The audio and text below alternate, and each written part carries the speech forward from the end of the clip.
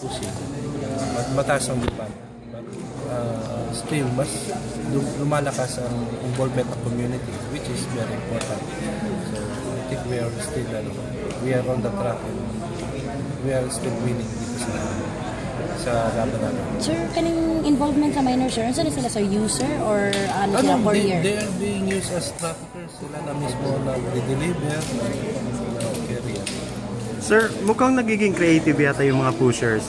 Nung sandals, ano pa yung nakikita natin mga modus lately? Last operation, they used a certain local carrier and they pinasok sa loob ng sandals. So, although may dati na tayong information regarding this, but this is the first time na naka-intercept tayo with the help ng ating informants na galing Manila. So, this is a positive development and we will be, the focus of the investigation is the source kung saan nanggaling itong drugs na ito, either in Manila o sa Zamboanga. Na-establish na ba yun? Kung saan talaga still galing? Undergoing investigation ito.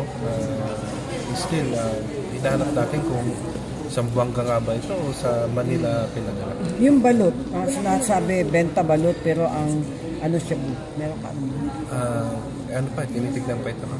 Yung isda din. Meron din na yes, may matagal na information na yun about sa isda. Kagaya nga nangyari dito sa Turid.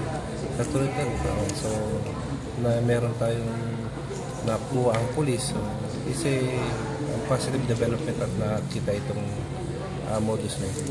Sir, hindi po ba liable ang courier